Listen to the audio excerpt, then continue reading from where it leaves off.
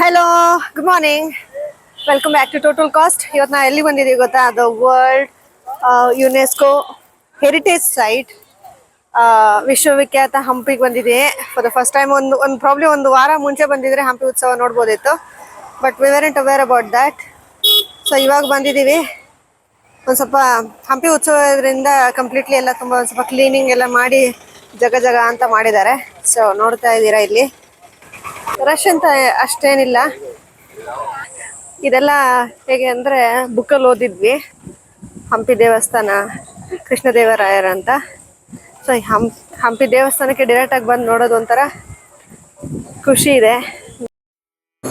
ನಾವು ಬಂದಿರೋದು special ಎಂಟ್ರಿಗೆ just 25 ರೂಪಾಯಿ ಒಂದು ಅಡಲ್ಟ್ಗೆ.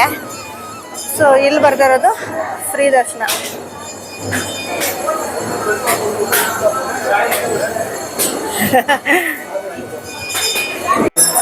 ನೋಡಿ, ಇಲ್ಲಿ ಒಳಗಡೆ ನಮ್ಮ ರಾಜ್ಯ ದೇವತೆ ಭುವನೇಶ್ವರಿ ತಾಯಿದು ವಿಗ್ರಹ ಉಂಟು.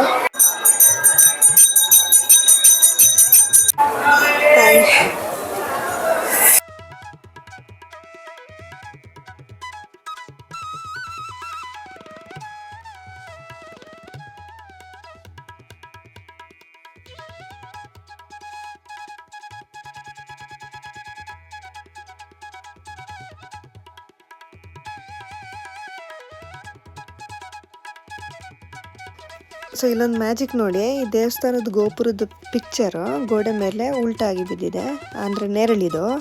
ಸೊ ಇಲ್ಲೊಂದು ದೇವಸ್ಥಾನದ ಗೋಡೆಯಲ್ಲಿ ಒಂದು ಕಿಂಡಿ ಇದೆ, ಆ ಕಿಂಡಿ ಮೂಲಕ ಗೋಪುರದ್ದು ಪಿಕ್ಚರು ಗೋಡೆ ಮೇಲೆ ಇನ್ವರ್ಟ್ ಆಗಿ ಬೀಳುತ್ತೆ. ಸೊ ಮಧ್ಯದಲ್ಲಿ ಎಂತ ಕೂಡ ಗಿನ್ಸ್ ಎಂತ ಇಲ್ಲ. ಸೊ ಇನ್ವರ್ಟ್ ಆಗುತ್ತೆ ಪಿಕ್ಚರ್ ಬಂದಿದ ತಕ್ಷಣ. ಹೆಂಗೆ ಅಂತ ನನಗೂ ಕೂಡ ಗೊತ್ತಿಲ್ಲ. ಒಳಗಡೆ ಗೋಡೆ ಮೇಲೆ ಬಿದ್ದಿತ್ತಲ್ಲ ಗೋಪುರದ ನೆರಳು, ಈ ಗೋಪುರನೇ ಅದು.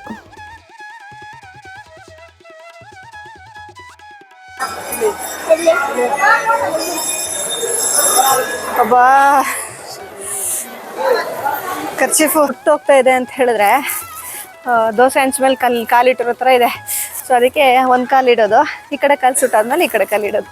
ಹಿಂಗೆ ಜಂಪ್ ಮಾಡ್ತಾ ಇರಬೇಕು, ಹಿಂಗೆ ಕುಣ್ಕೊಂಡೇ ಹೋಗ್ಬೇಕು. ಈ ಕಾಲು ಈ ಕಾಲು ಈ ಕಾಲು ಈ ಕಾಲು ಅಂತ.